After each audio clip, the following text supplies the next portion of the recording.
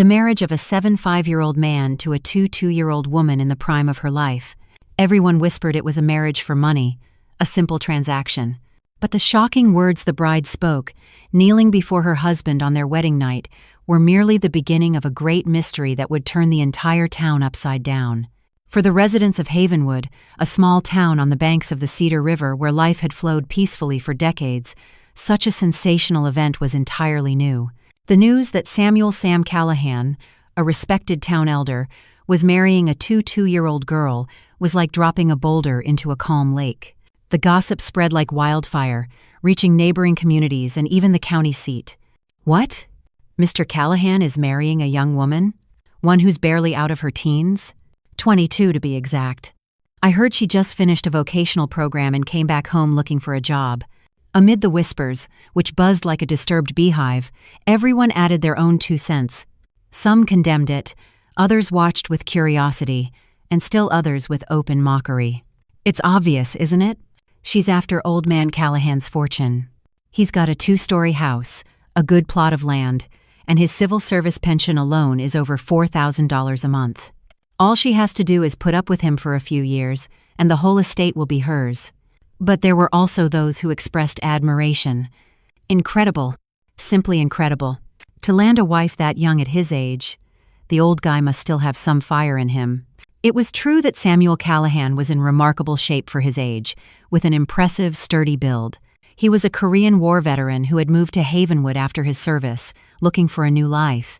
He spent his entire career working for the state's Department of Environmental Quality, rising to the position of regional manager before retiring. His wife, Isabel, had passed away 12 years ago. They had no children, and with no close relatives nearby, he lived a solitary life. His days were filled with gardening, reading books, and playing chess with friends at the local senior center. No one could have imagined that in the twilight of his life, he would once again don an elegant suit and stand beside such a young bride. The bride, fair-skinned with charming dimples and a slender figure, was named Lily Foster. It was her presence that made everything so mysterious. The wedding was held with great fanfare in the backyard of Mr. Callahan's house. A stage was set up, a celebratory banner was hung, and the entire yard was filled with tables for the guests. The townsfolk, though they whispered behind his back, came in droves, some out of curiosity, others out of respect for Mr. Callahan, and still others just to witness the unusual spectacle. Mr. Callahan beamed like a young man, but the bride looked deeply troubled. She glanced around nervously, a smile never touching her lips. When the groom offered her his arm, her hand trembled. The guests' whispers didn't reach Mr. Callahan's ears, but the bride saw every judgmental look. With a forced smile, Lily endured the ceremony in silence. She barely touched her food, taking a single bite before setting down her silverware. She answered questions quietly and reluctantly. Drawing particular attention was a middle-aged woman in a dark brown dress, sitting in a corner of the yard, her gaze fixed sorrowfully on the bride. While everyone else laughed and talked, she discreetly wiped away tears. No one knew who she was or where she had come from, and no one dared to approach and ask. After the ceremony, the guests began to depart. Mr. Callahan sat in his living room, calmly pouring himself a cup of tea. Lily stood before the bedroom door, her hands clenched, unable to hide her agitation. "I'm going to take a shower and go to bed, sir." Mr. Callahan smiled. "All right. Make yourself at home. It's finally starting to feel warm in this house again, like there's life in it. It's a wonderful feeling." Those words pierced the young bride's heart like a dagger. Lily hurried into the bathroom. The sound of the running water couldn't drown out the frantic pounding of her heart. She stood before the mirror, staring at her reflection for a long time. Her eyes were red, her lips trembling. She opened her suitcase and took out an old photograph. The corners were frayed, as if it had been held for many years. The photo showed the same middle-aged woman who had been sitting in the corner at the wedding.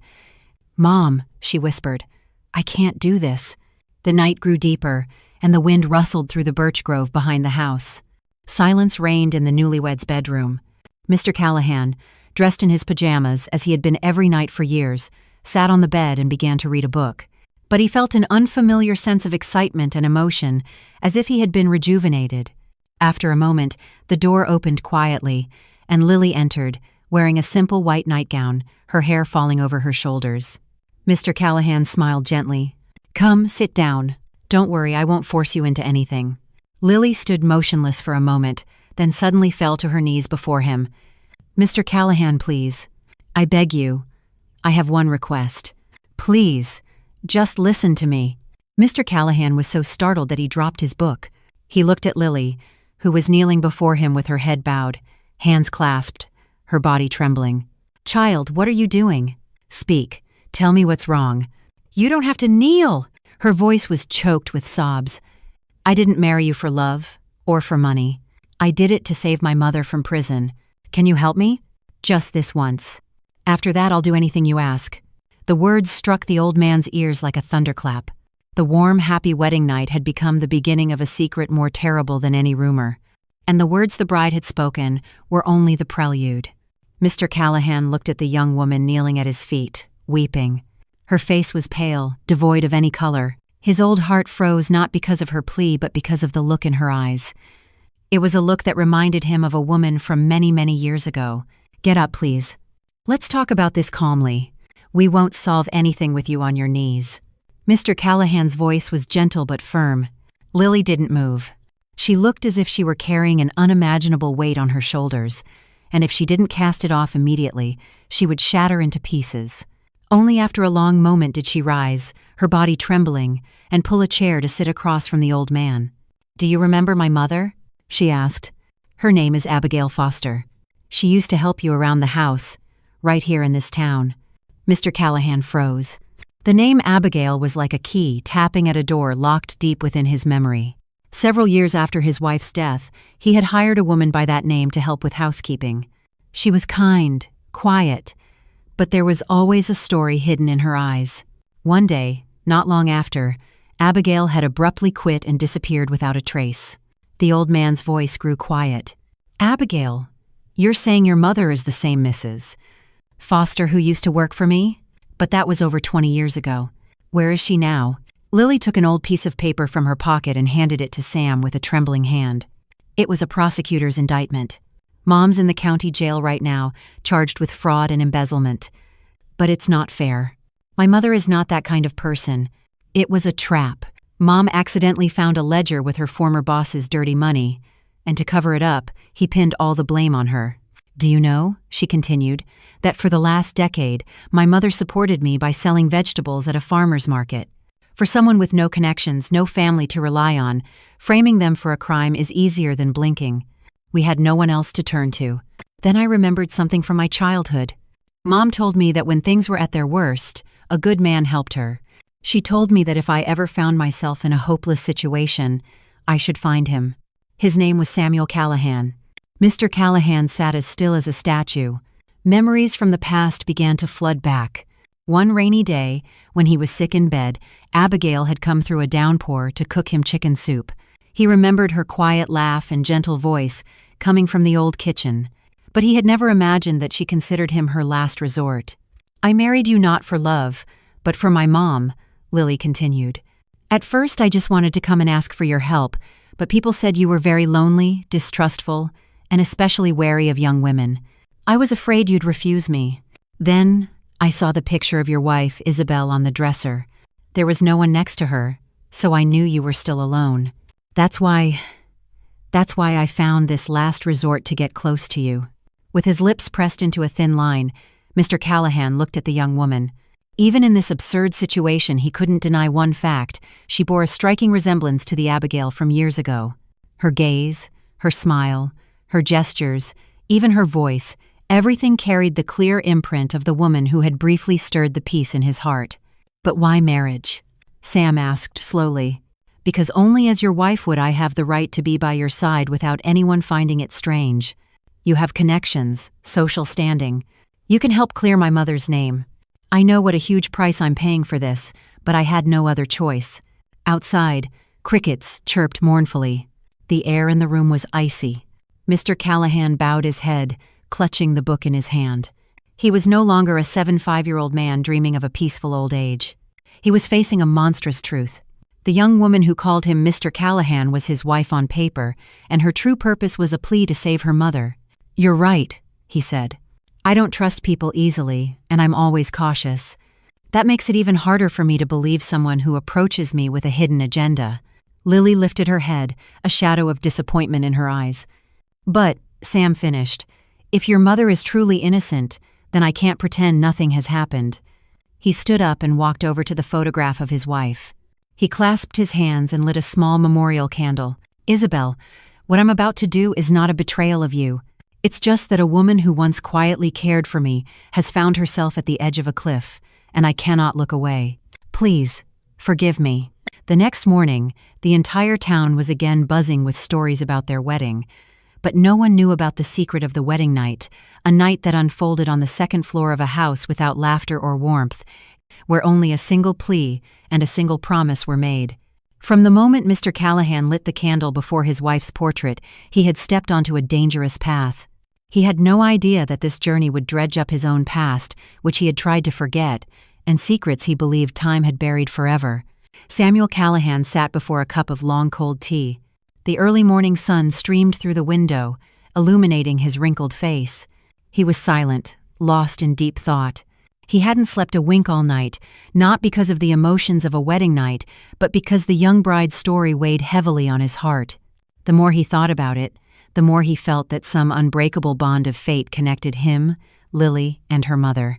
The 75-year-old man, who had lived his entire life honestly and never given cause for gossip, now found himself in the middle of an absurd marriage and the unbelievable request behind it. But strangely, instead of anger or a sense of being used, he felt something akin to loyalty. After a simple breakfast of oatmeal and toast, Mr. Callahan called Lily into the living room. He studied her face, still young, but with dark circles under her eyes from days of worry and anxiety. "Lily, if I'm going to help you, I need to know the whole truth, without any secrets. Tell me everything, from beginning to end, starting with that ledger you mentioned last night." Lily bit her lip and nodded. "My mother worked as a housekeeper for the CEO of a large development firm in the next town over. At first, she just cooked and did laundry, but one day, while cleaning the CEO's office, she accidentally found a thick, handwritten ledger. It was filled with notes about bribes, entertainment expenses, and money for greasing the wheels on real estate deals. That was 3 years ago. Mom didn't know what to do, so she brought the ledger home. She planned to return it at the first opportunity. But soon after, the company came under police investigation for a land deal scandal. The CEO was arrested. Then, someone tipped off the police that it was my mom who had stolen important documents. She was arrested, and the CEO's family accused her of trying to blackmail them with the ledger, shifting all the blame onto her. Mr. Callahan frowned. "So where is this ledger now?" "I don't know." Lily's voice broke. "Mom hid it somewhere very safe. She hasn't said a word since the day she was arrested, and our house was searched. But they didn't find anything. When they came up empty, they framed her." "Who do you suspect is behind this?" the old man asked. Lily hesitated, then answered quietly, "The CEO's brother, Conrad Thorne. He's been wanting to take over the land around the old mill pond in the park for a long time. Mom once overheard him threatening to kill his brother to get the entire estate." Mr. Callahan narrowed his eyes. The name Thorne was not unfamiliar to him. "Thorne, the one who's a few years younger than me. I remember his family used to be dirt poor, but then some unknown backer helped him, and he became rich overnight. Now I think he's even the vice president of the local chamber of commerce. Who would have thought he was involved in this?" He paused for a moment.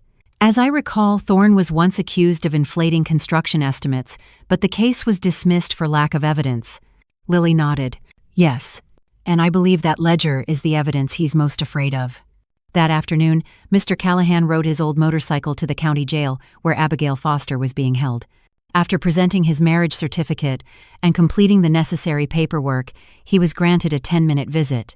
When Abigail Foster entered the visitation room, he barely recognized her.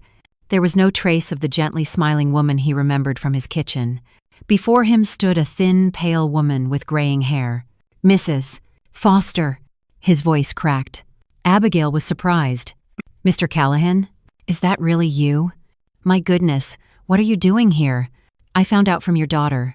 I wanted to verify the facts and help if possible." Abigail smiled helplessly, her voice hoarse. "No one can help me. Everything is in their hands now. It just pains me that my daughter, because of an empty promise, had to marry an old man. Mr. Callahan listened calmly, showing no anger. Lily is a strong girl, but she's had a very hard life. She sacrificed her youth, her honor, her whole future. I tried to stop her, but she said she wouldn't let her mother die unjustly in prison like her grandmother did. When I heard that, I couldn't hold back my tears. Mr. Callahan was shocked. Her grandmother, unjustly in prison? Yes. My mother was once framed for stealing jewelry from her employer and spent 3 years in prison. By the time the real thief was caught and her name was cleared, she was in the final stages of tuberculosis. She died in prison. It's a stain on the honor of 3 generations of women in our family. Mr. Callahan clenched his fists. So what can I do to help you? Please, tell me. Abigail looked at him with trembling eyes. Please, find that ledger. I think someone broke into our house before the police came. The ledger might not even be there anymore. Leaving the jail, Mr. Callahan felt he had stepped into the center of a whirlpool with no escape. On one side was the honor he had cherished his entire life. On the other, an old debt of gratitude and a promise made to a young woman who was now his wife. He knew there was no turning back. That evening, he went into his old home office. He kept all his work documents there, contacts and notes on land use cases. He pulled out a thick folder. Land surrounding Old Mill Pond Park. Private boarding school construction project, 2018. Conrad Thorne's name stood out, but what surprised him more was an old letter he found in a stack of papers. There was no sender's name, only these words. If you want to know the truth, come to the abandoned house behind the old preschool. It's the house where my mother and I once lived. The letter was in an envelope postmarked about a month before his wedding. As soon as dusk fell, Mr. Callahan arrived at the old preschool, which stood alone in the middle of a neglected neighborhood just beginning to be revitalized. 10 years ago, it had been a well-known preschool, but it was closed when a large corporation bought the land to build a shopping mall. The project was halted, however, and the preschool fell into ruin, leaving only a few old rooms with peeling paint and a leaky tin roof. Behind the preschool stretched an empty field, overgrown with weeds taller than a man. The abandoned house mentioned in the letter had to be somewhere in there. Mr. Callahan parked his motorcycle at the entrance and, with a large flashlight in hand, slowly entered the thicket of weeds. There was no moon, only a few pale stars, and the wind rustling through the dry branches sounded eerie. But he wasn't afraid. He had been through many crises in his life, survived war and poverty. He wasn't afraid of ghosts or darkness, but of people who used their power to trample on justice. At the edge of the field, hidden behind a massive, decades-old tree, was a dilapidated old house.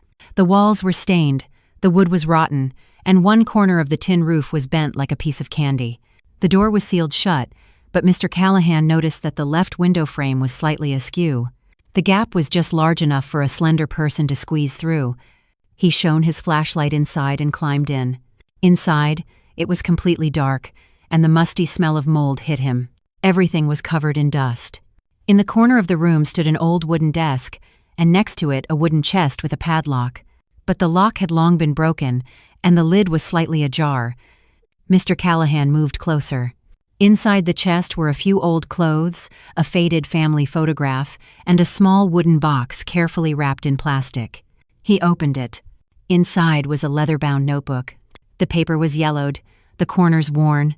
When he carefully turned a page, his eyes widened in amazement. On the first page, written in a rough but clear hand, were the words, "Expenses related to the Mill Pond Park Project, 2017. Below were dense entries. May 12, consultation with Zoning Board, C, $5,000. May 15, Director N for expediting paperwork, $10,000. June 1, Commission for Land Purchase, $20,000. And that wasn't all. Subsequent pages listed the names of people who had received money, the purpose, and even account numbers. This had to be the secret internal ledger. Mr. Callahan felt his heart begin to race. This was the ledger Lily and her mother had spoken of, the item that could destroy the entire corrupt network tied to the land scandal, but also endanger whoever possessed it. Just as he was about to put the ledger in his bag, his flashlight flickered, and he heard the sound of footsteps outside. Mr. Callahan froze, clutching the ledger tightly. He turned off the flashlight and hid in a dark corner. Through a crack in the rotten door, he saw the shadows of 2 men. One was tall, the other short. They were approaching with flashlights and metal pipes in their hands. He heard a rough voice. "Someone was definitely here yesterday. The footprints are still fresh." The other replied, "That old fool married that little girl. Maybe he came here to dig through old junk. Mr. Thorne said to get rid of him before it's too late." Mr. Callahan held his breath. Mr. Thorne. It had to be Conrad Thorne, the man he suspected from the beginning. He had already sent men to watch him and wanted to destroy the evidence before everything came to light. The two men searched the area around the house. Mr. Callahan moved silently, step by step, along the back wall toward the window. The rotten window was the way he had entered and his only escape route. The moment the men entered the room with the chest, Mr. Callahan leaped through the window and bolted into the thicket of weeds. The wind whistled in his ears, and the weeds scratched his legs, but he didn't stop. He was soaked in sweat, but he held the wooden box like a treasure. Only when he reached the wall behind the preschool did he stop to catch his breath. He turned and saw the nervous beams of flashlights still moving inside the abandoned house. Mr. Callahan wiped the sweat from his brow, got on his motorcycle, started the engine, and rode off into the night, like an old but unyielding gust of wind. Back home, Mr. Callahan hid the ledger in a secret drawer beneath his wife's memorial shelf. He locked it securely and then sank into a chair. Lily ran out and, seeing his clothes covered in mud, asked with concern, "Sam, where have you been?" He didn't answer immediately, just looked at her deeply. "You once asked why I never remarried after my wife died. It's because I believed a man who wants to live peacefully shouldn't get involved in complicated matters. But now, to clear your mother's name, I have to do something I've avoided my entire life. I have to start a war with people I know very well, knowing just how dangerous they are." That night, as silence fell, Mr. Callahan sat alone in his office. The yellow light illuminated the old ledger. He knew that tomorrow would be a turning point. When he handed this ledger to the authorities, not only Thorne but many others would be in trouble. But he also knew that one false move could put not only him, but also Lily and her mother in mortal danger. And what troubled him most was one name on the list of bribe takers, a name that made his heart stop. Isabelle Callahan. Hush money for zoning issue, $20,000. Isabelle Callahan. The name of his deceased wife. Samuel Callahan sat in silence before the faded ledger. His hand hovered over the page with the single name that, from the first moment, had made his heart stop. Isabelle Callahan. Hush money for zoning issue, $20,000. Isabelle Callahan, his wife, who had passed away 12 years ago, the woman whom, in 30 years of marriage, he had never suspected, never wronged, and cherished like a treasure. No, it's impossible. His wife, Isabelle, had been a preschool teacher. She was a gentle, quiet, and honest person. The preschool where she had worked was the very one now standing in ruins because of the Mill Pond Park project. Was it a coincidence? Or was there a secret hidden in the past that he knew nothing about? Mr. Callahan turned the page with his wife's name over and over, carefully analyzing the handwriting. This entry was different from the others. The script was slightly slanted, the ink lighter, and the shape of the period was different. It looked as if someone had deliberately added it later to a page already filled with other entries to mislead the reader. This thought spurred him to immediate action.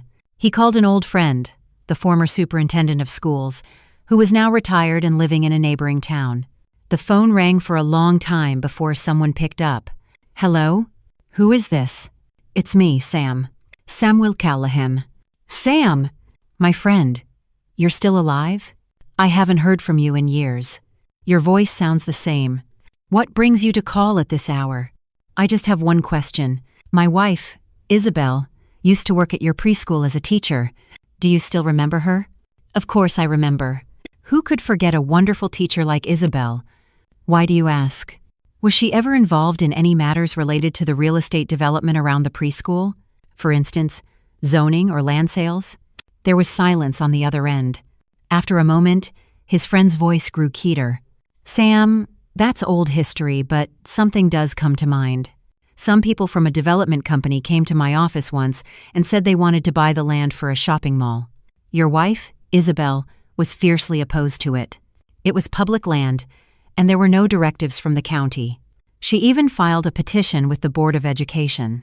But not long after, she suddenly withdrew the petition and went silent. She never said another word about it. Do you know why?" No.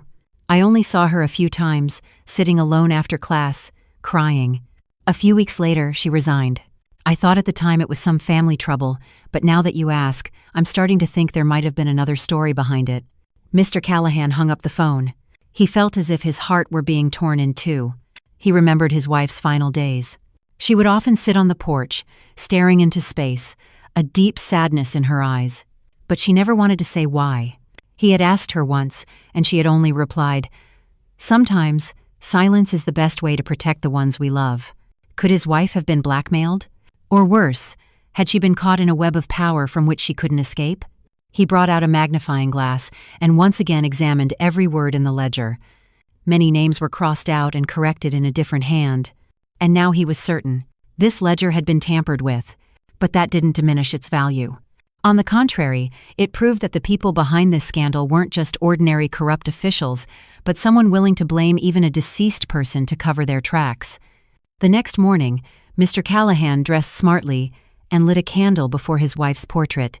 He stood in silence for a long time, then said quietly, "Isabel, if you suffered an injustice and couldn't speak of it, then I will now reveal the truth, not only for you, but for another woman who, like you, is being trampled. I will not remain silent as I have for the last 20 years. Passing by, Lily saw him standing before the portrait and also bowed her head in respect. She didn't dare to ask, but she saw that the expression on Mr. Callahan's face was different today. He looked like an old warrior before his last great battle, filled with a grim determination. That afternoon, Conrad Thorne received a strange letter. Inside were only 3 sentences. "I have what you fear most.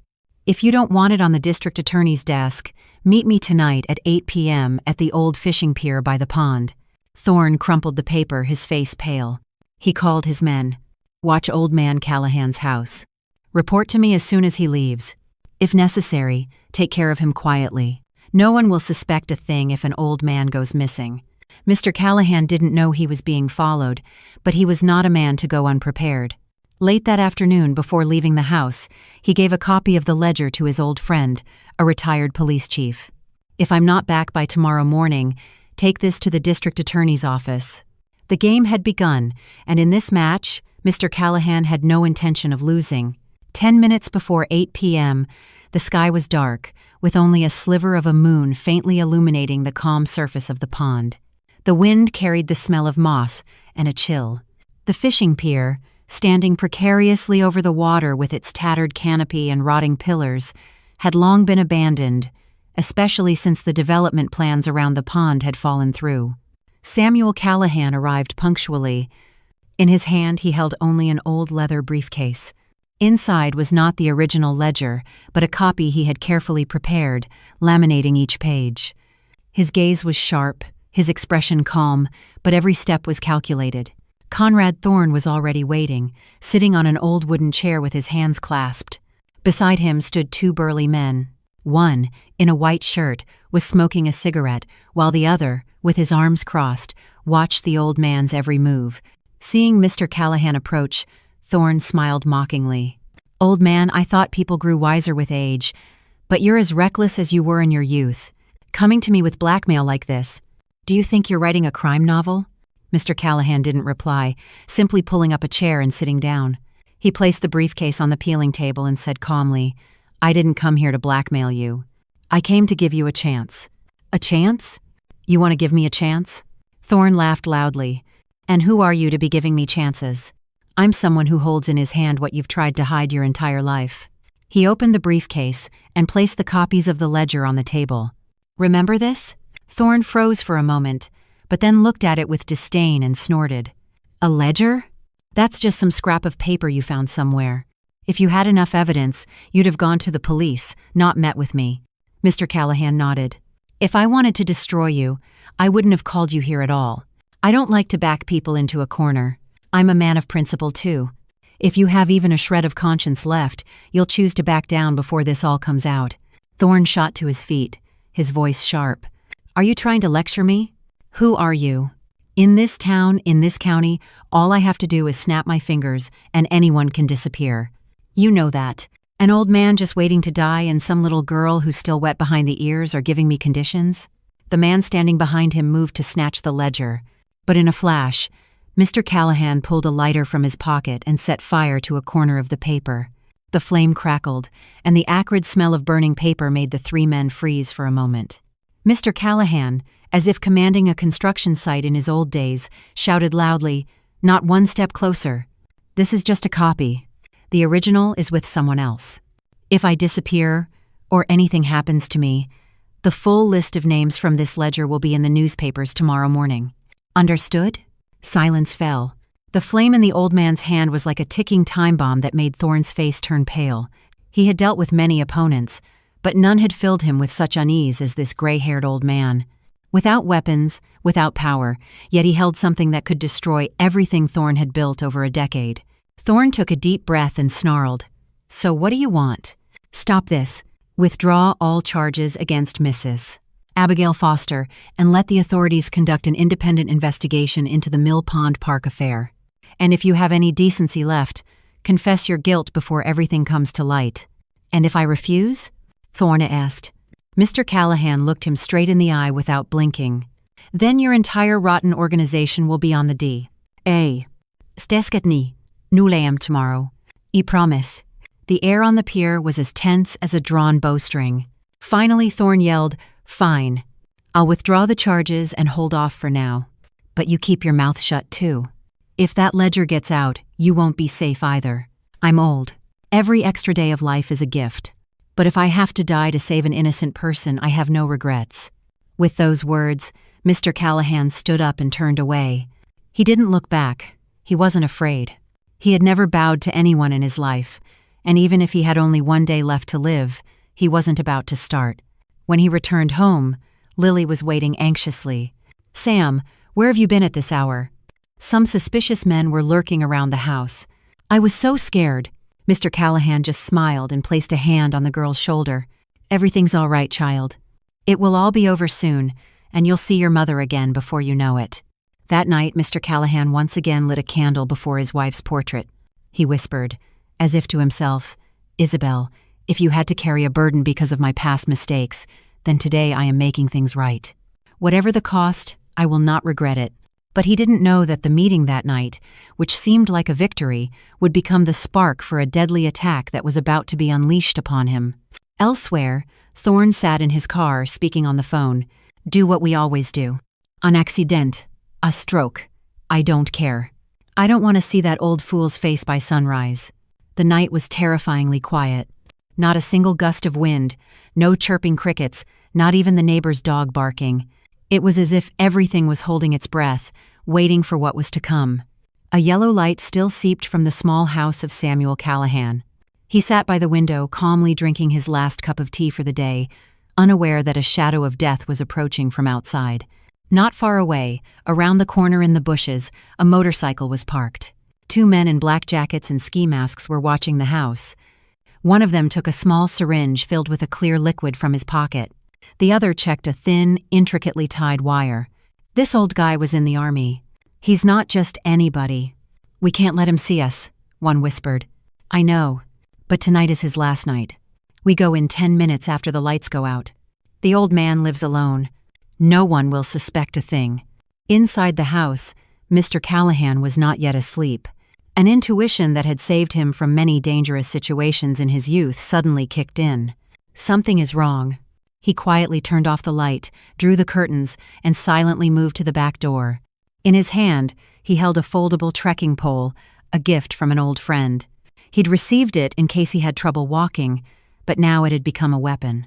Then, he heard a faint sound from the backyard, like a cat stepping on grass. He pressed himself against the wall and held his breath. Click. The back door creaked open, and a dark shadow slipped inside. It was holding something shiny. Before the intruder could take a step, whack, the pole Mr. Callahan swung struck him on the wrist. The man let out a short cry and dropped his knife. The second intruder instinctively lunged forward, but Mr. Callahan had already retreated toward the entrance and pressed a panic button. The makeshift system, connected to his neighbor's house, let out a deafening siren, disorienting the attackers. Before they could react, a woman's voice came from the front door. "Grandpa, Mr. Callahan." It was Lily. She had been returning from the store, and noticed from around the corner that the lights in the house had suddenly gone out, followed by a strange noise. Terrified, she had run straight home. At the same time, neighbors, alerted by the siren, began opening their doors and looking outside. Exposed, the two men immediately fled through the back door and disappeared down a pre-planned path through the bushes. They hadn't expected the old man they underestimated to put up such a strong fight, nor for Lily to return at that exact moment. The police arrived later that night. Mr. Callahan explained everything, from the break-in to his reaction. Although the assailants weren't caught, the knife left at the scene, a black glove, and footprints in the dirt were enough to file a report. "Do you suspect anyone?" the officer asked. Mr. Callahan just shook his head. "I'm an old man. I don't have quarrels with anyone. But if they come back, I'll be ready." The officer looked at him for a moment, then said quietly, "It might be best if you went away for a few days, sir. This looks like the work of an organized group. These aren't ordinary burglars." That night, Mr. Callahan didn't sleep. He sat at his desk, the yellow light illuminating his old but still strong face. Lily sat a few steps away, unable to hide her worry, quietly pouring him water. "I'm sorry," she said, tears welling in her eyes. "I'm the one who dragged you into all this." "No," Mr. Callahan replied. "If anyone is to blame, it's those who live by trampling on the suffering of others. I'm not afraid, but we need to think of a different approach." He stood up, took out a letter, and looked directly at Lily. "Tomorrow, you're coming with me to a place. A place no one would think I'd go. There's someone there who can help us get out of this trouble." "Who is it?" Mr. Callahan answered with a single sentence. "My old adversary, and the only person who knows Conrad Thorne inside and out, from back before he became a big shot." The next morning, an old silver sedan slowly pulled out of the driveway. In the passenger seat sat Mr. Callahan, clutching the briefcase with the ledger. In the back, Lily watched out the window with a mixture of fear and hope. No one knew that behind them, at a distance, a motorcycle with no license plate was following. This fight was just beginning. The old silver car bumped along a rough dirt road leading out of town. The wheels bounced in ruts left by construction trucks, but Mr. Callahan sat as still as a statue, staring straight ahead. He still clutched the briefcase containing the copy of the ledger. In the back seat, Lily periodically glanced in the rearview mirror, as if checking to see if they were being followed. "Sam, who is this person you mentioned?" "This old adversary?" Lily asked quietly. "Her name is Genevieve Hayes. We used to work in the same industry, but she was in the auditing department. She was so principled and unbending that colleagues called her the Iron Lady. She vehemently opposed Thorne winning contracts through special treatment. Because of it, she was nearly framed for taking a bribe." "What happened then?" "Back then, I trusted the system and believed the truth would defend itself. But I was the one who signed the papers transferring her to a different position. I thought she was too rigid and was hindering the region's development. It wasn't until she was falsely accused that I realized I was wrong. But by then, it was too late." Lily held her breath. She had never heard such deep regret in the voice of the always strong Mr. Callahan. The car turned onto a small road lined with eucalyptus trees.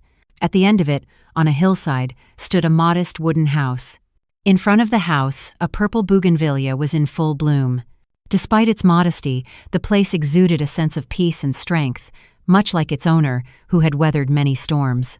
Mr. Callahan got out of the car, straightened his collar, and ran a hand through his gray hair. He stood before the door for a moment, as if gathering his thoughts, then knocked. After a moment, the door was opened by a woman. Her hair was gray, but her posture was erect, and her face was tanned by the Sunday weather. Her gaze was as sharp as a razor, but not as cold as he remembered. It was Genevieve Hayes. "Surprised to see Mr. Callahan," she said. "So, you're still alive after all?" "I am, and I've come today to ask for your forgiveness." Without a word, Genevieve opened the door and let them in. The clean kitchen smelled of lemon. The three of them sat at a small wooden table. Lily sat quietly while the two old-timers looked at each other, not as enemies, but as old warriors who had fought on opposite sides and were now meeting on the ashes of an unfinished war. "I never thought you'd find me after all these years," Genevieve said, her voice raspy but firm. "I need your help. Not for myself, but for a woman who, like you, has been unjustly accused. This girl's mother, Abigail Foster, fell victim to Thorne's scheme to cover his tracks. I have a ledger with everything recorded, but to bring it to light, I need corroborating evidence, and I believe only you can find the inconsistencies." Genevieve, showing no surprise, calmly took a sip of tea. "I knew Thorne would grow more powerful, but I never thought that at your age you'd still have the courage to fight him." Mr. Callahan looked at her seriously. "It's not courage. I just don't want to die with the shame of having stayed silent while seeing another person trampled." Genevieve asked for the copy of the ledger, put on her glasses, and began to go through the documents page by page, marking places where there were signs of forgery. When she stopped at the name Isabel Callahan, she frowned. "This entry is fake. The handwriting is completely different. The letters in the name Isabel are slanted, as if written by a left-handed person. It was definitely added later. I used to be a certified graphologist. There's no mistaking it." Hearing this, Mr. Callahan felt the stone that had been weighing on his heart for days finally fall away. He clenched his fists and looked her straight in the eye. "Thank you. You've said what I most needed to hear." "Thank you," Genevieve quietly replied. "I'll help, but you have to listen to me. Don't submit this ledger to the town hall or the county office. The lower levels are already controlled by Thorne and his people. It needs to be sent directly to the state attorney general's office, or even better, to the media and the state prosecutor's office. I still have an old, honest, and brave contact there. How long will it take? The graphological analysis will take 3 days. But for these 3 days, you and this girl can't stay here. Thorne is definitely having you followed. If things don't go his way, he'll use any means necessary to silence you." That evening, they ate a modest dinner together, soup with garden herbs, braised fish, and freshly cooked rice. Mr. Callahan felt a strange lightness in his heart. After years of loneliness, he finally understood what it meant to have someone on his side, someone who shared his worries and the pain of lost trust. While Lily was washing the dishes, Genevieve and Mr. Callahan sat on the porch under a kerosene lamp. "Do you remember, Sam?" she said. "I told you back then that if you chose silence, someone close to you would pay the price one day. I just never thought it would be your wife." Mr. Callahan silently looked at the distant hills. The wind carried a chill, and the chirping of crickets. "I won't be silent this time. Even if I have to die, I will say everything." Genevieve turned her head. Tears welled in her eyes. But as night fell, in another part of the county, Thorne received a report that the old man had disappeared from his home, his whereabouts unknown. He slammed his fist on the table and shouted, "You bunch of idiots! You can't even keep track of one old man." "What now?" one of his subordinates said, trembling. But someone saw the old man and a young girl driving toward the Pine Hills. "That's where that woman, Genevieve Hayes, lives." Thorne's eyes darkened. "Hayes. That damn witch. They can't be allowed to meet. If they join forces, it will only take a few newspaper articles for everything to collapse." That night, 3 men set out. Their target was the small house on the slope of Pine Hills. But they didn't know that inside an old man, a young woman, and another woman were rearranging the chess pieces of their lives in a game they had no intention of losing. The sky over Pine Hills was still dark, but in the distance the first rooster crowed. In the modest wooden house, Samuel Callahan was not yet asleep. He sat at a small desk in the living room. Before him lay the ledger, reviewed by Genevieve, along with a cold cup of tea and a small flashlight. Outside, the mountain wind rustled the eucalyptus trees, carrying the damp scent characteristic of the hills. Lily and Genevieve were already asleep in the bedroom, exhausted from a day full of tension and the weight of the truth. Mr. Callahan couldn't sleep. A sense of unease throbbed in his ears like a drum. In his youth, this intuition had saved him from many dangers, and tonight it returned as a silent warning. Suddenly, he heard a faint sound from the yard, the rustle of footsteps on wet grass, the crack of dry leaves being broken, and then a beam of light from a flashlight sweeping across the wooden wall of the house. Mr. Callahan didn't panic. He quietly turned off the lamp, quickly stuffed the ledger and documents into a pre-packed backpack. He silently entered the bedroom and gently shook Genevieve's and Lily's shoulders. "They're here. We have to leave immediately." Genevieve's eyes snapped open, her gaze sharp. "I knew it. They couldn't have given up so easily. Go out the back door. Follow the path I used to take during my field inspections." Quickly, the 3 of them slipped out the back door and hurried down a small path hidden behind a bamboo grove. Genevieve led the way, with Mr. Callahan in the middle and Lily at the rear. Her legs were weak, but she tried not to slow down. About 200 yards away, 3 men in black clothes, carrying flashlights, metal pipes, and lockpicking tools, were approaching the house. "Faster! Don't let that old fool and the girl get away," one of them urged. That old witch was an auditor. She might have a secret exit. Search the perimeter of the house. The second man, holding a taser, went straight inside. The house was empty. The dishes on the table were still warm, and the lid of the teapot was slightly ajar, proof that the occupants had left only recently. "They just escaped," one of them shouted. "Split into 2 groups and circle the edge of the forest." The forest path was narrow and slippery. The moonlight had faded, and only faint light penetrated the dense tree canopy. Genevieve, wearing a small headlamp, led the way. Though she had been retired for 15 years, her memory of the forest trails and escape tactics still flowed in her blood. "There's a small stream ahead," Genevieve said quickly and calmly. "Once we cross it, we'll reach a road leading to an old ranger station.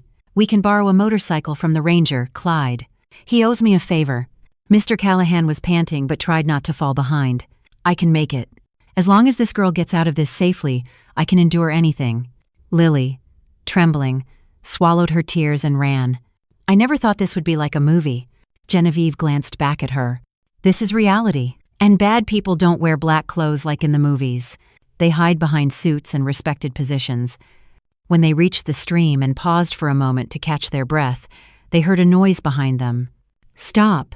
a man shouted. 3 beams of light from flashlights were aimed at them. "Split up!" Genevieve yelled. Mr. Callahan immediately pulled Lily and ran along the stream, while Genevieve retreated toward a rocky slope on the other side and threw a large stone into the water to create a diversion.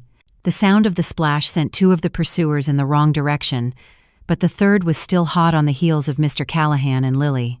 He was fast, but he didn't expect Mr. Callahan to suddenly turn and throw his whole body at him. All 3 of them fell to the ground. In that moment, Mr. Callahan pulled out his foldable pole and struck the man on the knee. He cried out in pain. "Run, Lily!" the old man shouted. Lily hesitated, then wiped her tears and started running. Mr. Callahan didn't follow. He stood blocking the path, knowing that behind him was only a steep ravine with nowhere to go.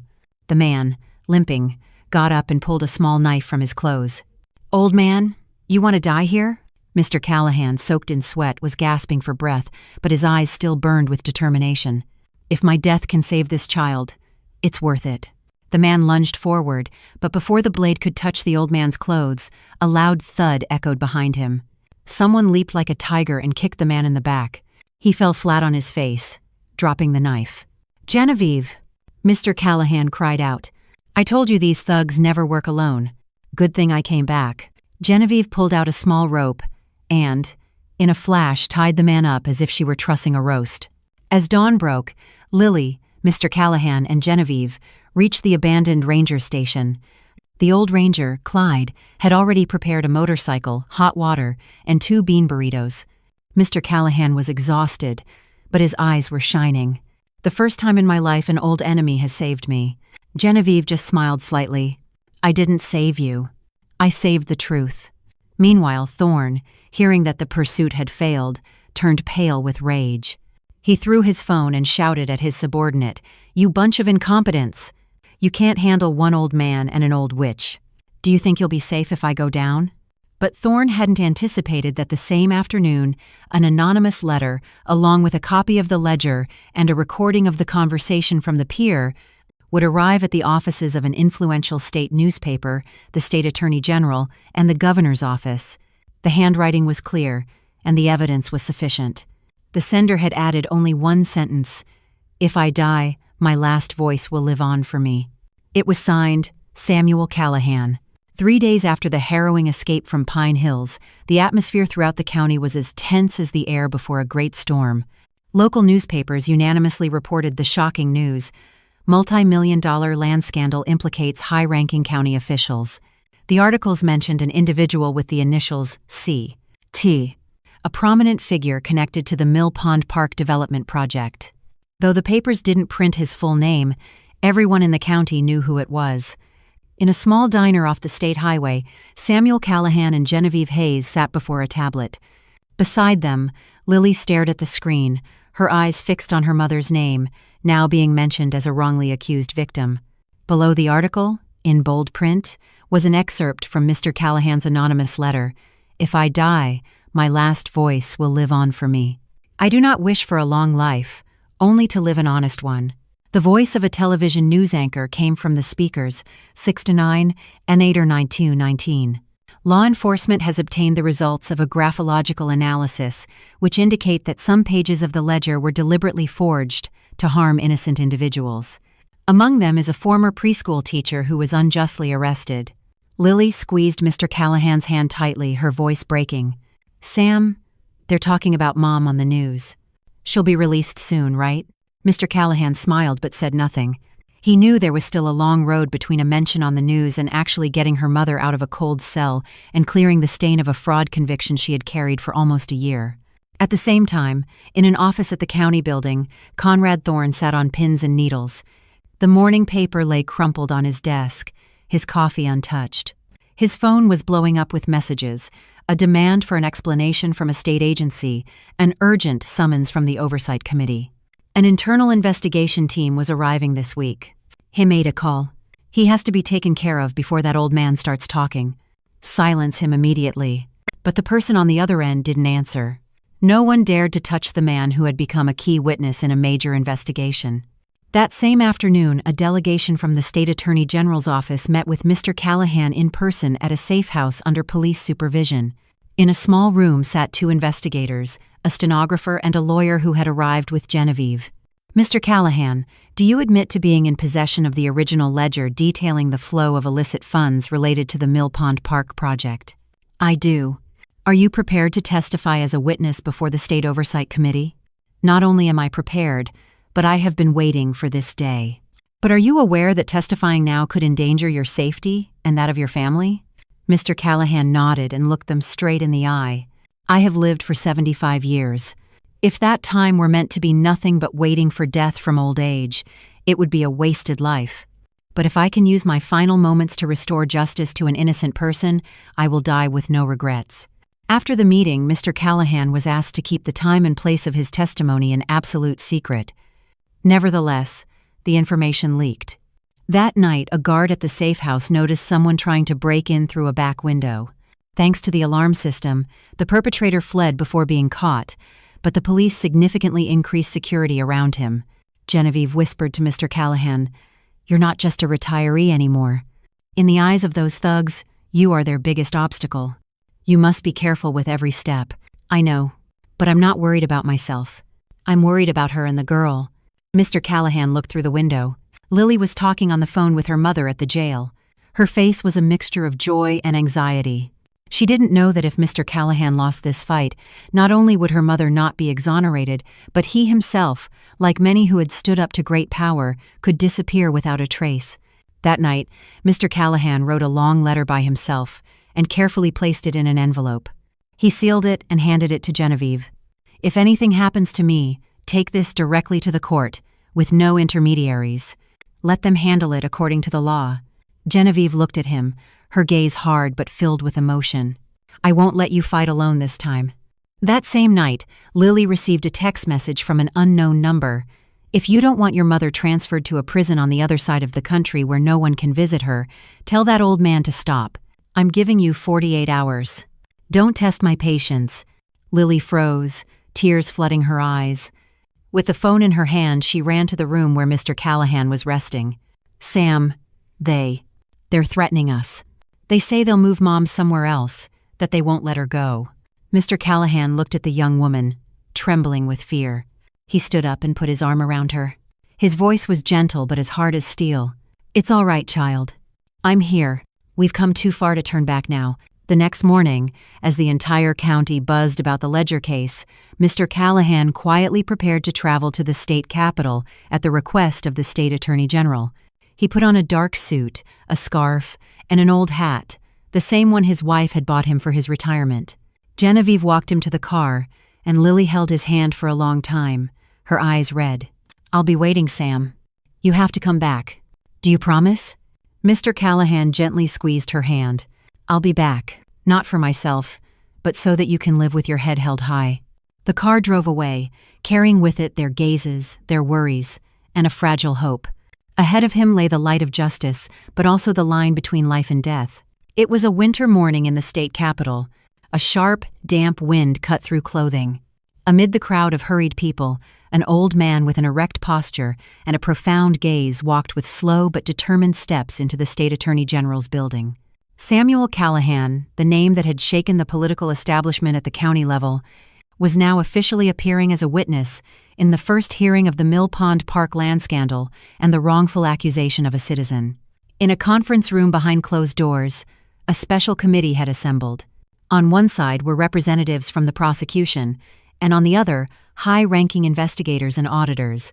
On the table lay the sealed original ledger, the graphological report, and evidence including the recording from the peer meeting. Mr. Callahan sat across from the committee, his gaze unwavering.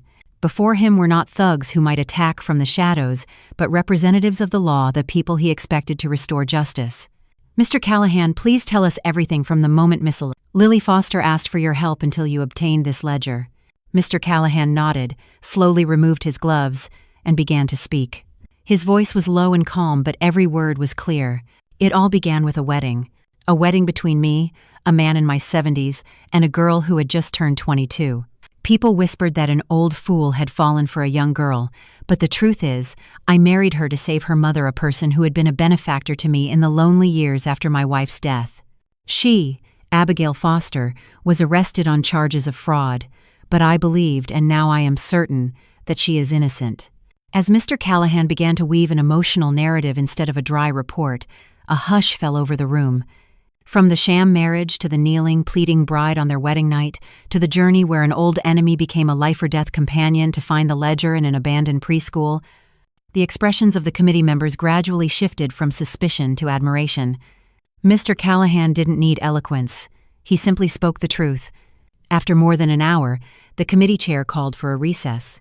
As Mr. Callahan was being led to a waiting room, a staff member approached him and handed him an envelope. "Sir, someone asked me to give this to you." He didn't give a name, only wrote, "For the man who was once righteous." Mr. Callahan opened the envelope. Inside was a handwritten letter. The script was firm. "My name is Martin Finch. I was the chief financial officer for Mr. Thorne. I was the one who maintained this entire ledger. I stayed silent because I was afraid, but when I heard your name, I knew it was time to speak up. If you need me, you can find me at the Starlight Motel in the Capitol, room 203. I am ready to testify." Mr. Callahan froze. Martin Finch. The name was not unfamiliar. He had been Thorne's right-hand man in all major transactions, but had left the company over a year ago without explanation. That same afternoon, the prosecution sent people to verify this information. As the letter stated, Martin Finch was in room 203 and had with him a laptop, scans of the original ledger, photos of bank transfers, and even 2 flash drives with hidden camera recordings of Thorne counting money and instructing him, "Write it so nothing traces back to me, even if we get caught." The next morning the hearing continued. But this time, it wasn't just Mr. Callahan sitting across from the committee. Beside him was Martin Finch, fully prepared with digital evidence, photos, documents, and a comparative handwriting analysis. His appearance stunned many of the committee members. No one had expected the man who had vanished to have survived and dared to appear in person. Mr. Callahan looked at the man, decades younger than himself, and his eyes grew moist. "Thank you, young man. Because of you, I have regained my faith that the truth never dies." Martin Finch bowed his head. "It wasn't me, sir. It was you who made me realize that sometimes silence is a sin." That afternoon, the major news outlets all ran the same story. Mill Pond Park scandal. New witness. Key evidence lead to impending arrest of Thorne. At the county jail where Abigail Foster was held, her case files were also being re-examined. Her lawyer gained access to old investigation records, and within just 48 hours, the authorities decided to temporarily stay the case to reinvestigate signs of wrongful accusation and evidence tampering. That evening, in his temporary apartment, Mr. Callahan couldn't bring himself to eat his warm dinner. He stood alone by the window, the city lights reflecting in his old glasses. Genevieve called to check on the situation, her voice filled with joy. Lily had barely slept, clutching her phone, waiting for a visit with her mother that was soon to be granted. But amidst this joy, Mr. Callahan was silent. He knew that when the truth begins to emerge, the resistance becomes the strongest. Thorne would not give up easily and would surely strike back. His fears were realized. The next morning, as he was about to leave the building to give his final signature on his testimony, an unknown number called, "Samuel Callahan? This is the sheriff's office. A short time ago, your wife's grave at the town cemetery was moved to the morgue. We found signs of desecration. Please come immediately." Mr. Callahan froze. His wife, Isabel, had been dead for 12 years, and now someone was digging up her grave. Someone had struck him at his most vulnerable point. The sun had not yet risen. Samuel Callahan sat in silence in the front seat of the police car, gripping the door handle so tightly it felt like it might break. His eyes were red, not from wind or dust, but from holding back tears. The call from the police, informing him that his wife Isabel's grave had been desecrated during the night, had pierced his heart like a cold blade. The car sped down the highway toward his home, leaving the city lights, the hearings, and the slowly emerging evidence behind. In that moment, everything seemed meaningless. The small cemetery, nestled beside the town's fields, was still covered in white frost. The weeds were damp with morning dew. A flock of sparrows took flight from the high branches, their chirping sharp in the cold air. Mr. Callahan got out of the car, his legs buckling beneath him. A dozen townspeople had already gathered, whispering among themselves. Their expressions were a mixture of sympathy and anger. In the middle of the cemetery, his wife Isabel's grave was torn apart. Dirt and stones were scattered everywhere, and the concrete headstone was cracked as if struck by something heavy. The memorial candles were shattered into tiny pieces, and the plaque that read Isabel Callahan, 1951 to 2013, lay on the ground. The chrysanthemums he had recently placed there were trampled. He was speechless. He collapsed to the ground before the ruined grave, falling to his knees and beginning to gather the soil with trembling hands. No words came from his mouth, only a choked breath like a man suffocating. "Isabel, I'm sorry. I promised you would rest in peace, and now this." After a long moment, the local sheriff approached him and said in a pained voice, "Mr. Callahan, we checked security footage from a neighboring property. At 2 a.m., 2 men in work clothes and ski masks rode in on a motorcycle with no license plate. It took them less than 10 minutes. What was their goal?" the old man asked. "Most likely to send a warning. They didn't take anything, just destroyed and dug." The news spread like wildfire that morning. Some local papers published articles with headlines like, "Grave of Witness's Family in Mill Pond Park Scandal Desecrated," an overt threat. The internet erupted with outrage. "There is nothing more cruel than desecrating the dead. Whoever does this is the biggest coward," one comment read. The prosecutor's office in the Capitol convened an emergency session. The deliberate destruction of a witness's family grave was a serious threat that affected the entire investigation process. The state police immediately launched an investigation in cooperation with the state's Central Bureau of Investigation. That afternoon, Mr. Callahan still sat in silence by the temporarily repaired grave. A young man, a distant relative of his wife, approached and pressed a phone into his hand. "Mr. Callahan, I happened to get a photo of the thug's motorcycle. The first 3 characters of the plate are 38G, but the rest is obscured. The picture is clear. Maybe they can be found by checking highway security cameras." Mr. Callahan looked at the photo. A glint of determination appeared in his eyes. "Thank you, young man. I will not let your aunt die a second, unjust death." That same afternoon, in a closed session, Mr. Callahan presented the photo and the testimony of residents from around the cemetery. The prosecution deemed the destruction of the witness's grave a matter of special importance and ordered immediate personal protection for Mr. Callahan, Genevieve, and Lily. At the same time, in a luxurious villa in the city, Conrad Thorne, shattering a wine glass in his hand, shouted, "I just said to warn him, not to desecrate a grave." A subordinate stammered, "It wasn't our men.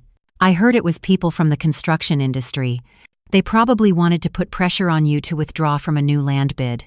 Thorne sank into a chair. "Idiots. You don't know the line you can't cross. Now the real day of judgment has come. We're all going down." That evening, Mr. Callahan returned to the Capitol.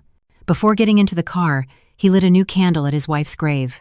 He bowed deeply and said quietly, Isabel, you used to say I was a good man, but you didn't know if I was a strong one. Now, I will be both good and strong.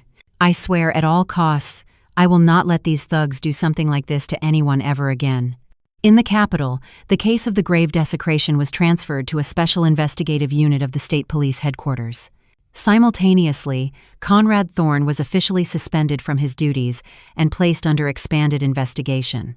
His and his family's bank accounts were frozen, and some of the officials who had helped him were urgently summoned for questioning. An anonymous informant released a new recording on which Thorne could be heard telling his men, "If that old man doesn't die, we all die.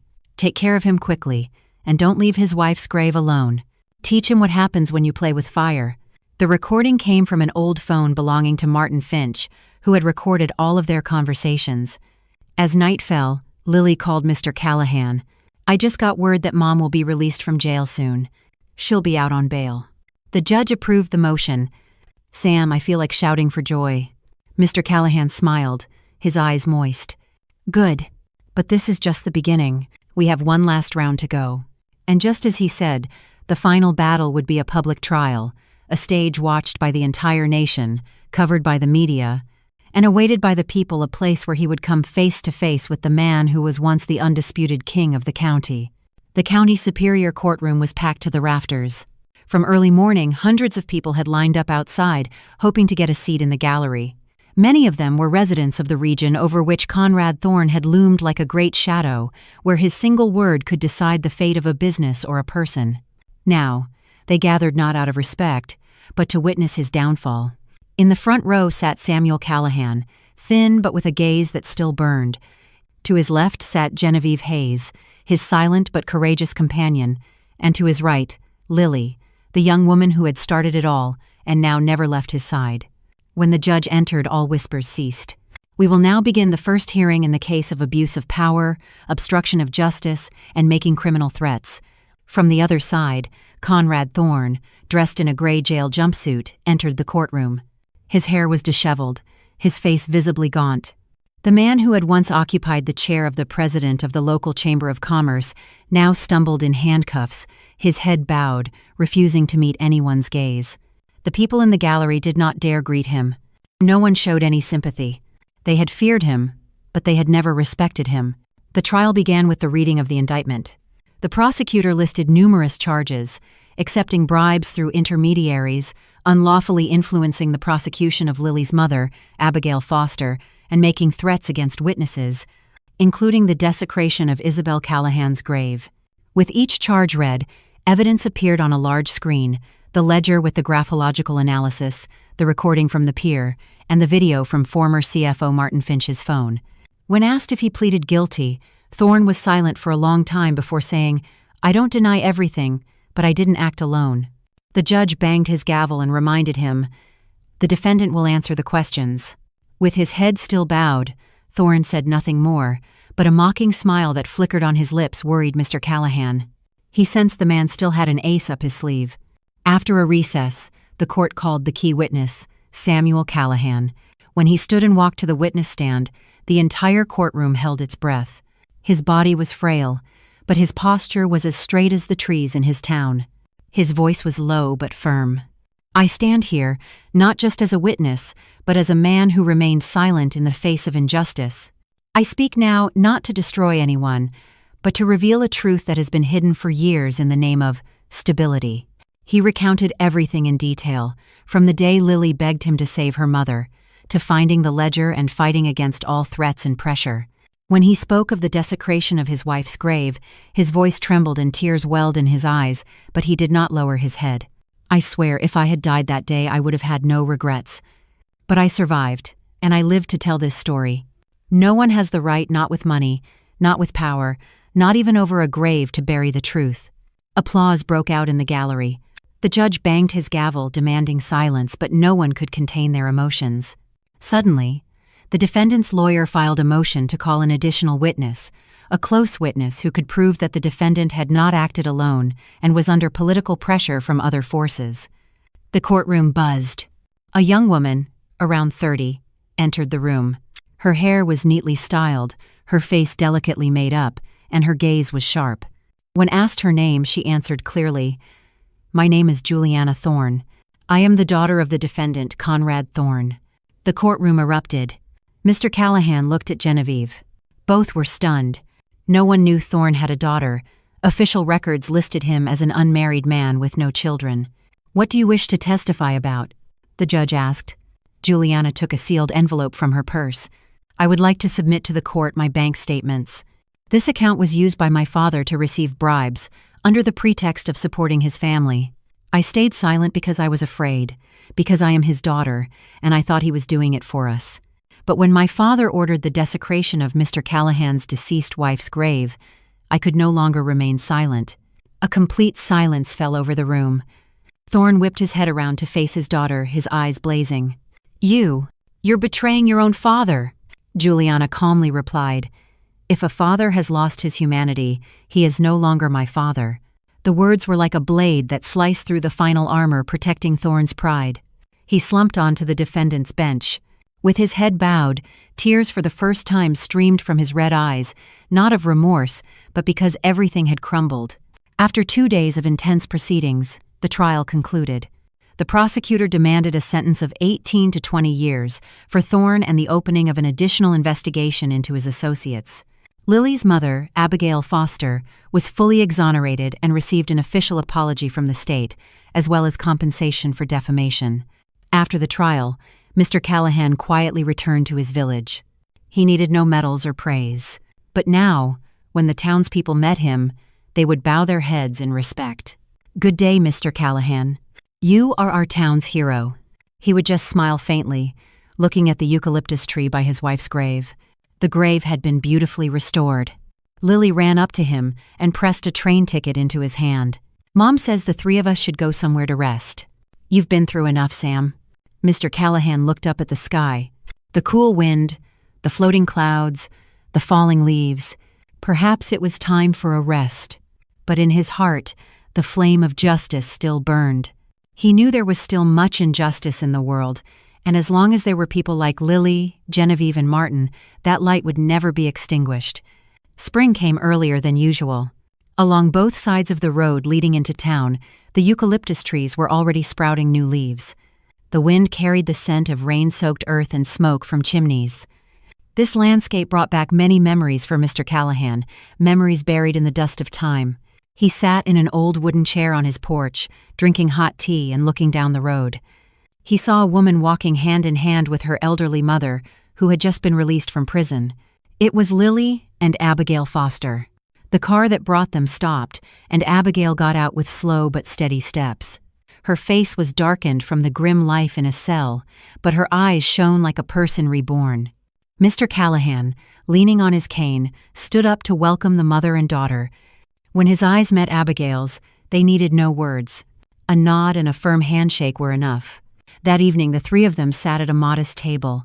Bean soup, braised fish, scrambled eggs, and a small bowl of soy sauce with red chili peppers. "This braised fish tastes just like the one I cooked for you years ago when you had a cold," Abigail said with a faint smile. Mr. Callahan slowly took a piece, dipped it in the sauce, and tried it. "I remember. I even remember the salty taste, and the care that came with it."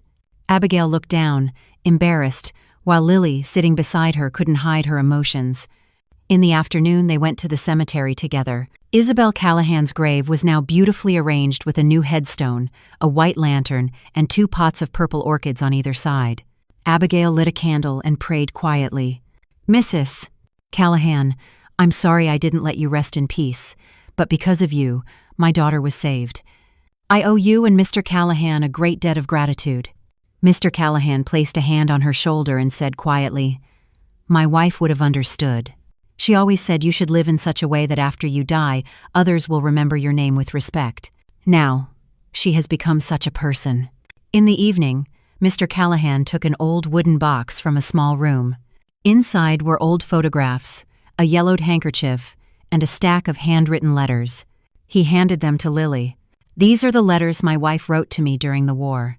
Some she wrote while she was a refugee, others when I was on a long work assignment. My wife used to say that love doesn't have to be loud. It just has to be constant and true." As if touching a treasure, Lily carefully turned each page. She understood that the love between Mr. Callahan and Mrs. Callahan, which had endured war and poverty, had now become a beacon showing how to live honestly in a chaotic world. "Sam," she asked, "if I ever get married, would you walk me down the aisle?" Mr. Callahan laughed. "You haven't even brought anyone home yet, and you're already asking your adopted father to get ready for a wedding. But you are like a father to me. Mom said that if there's one other man in this world besides my late father who can be trusted, it's you." Moved, Mr. Callahan said nothing, just took his wife's old sweater from the closet and hugged it, as if embracing a piece of memory. Over the next few days, they lived peacefully.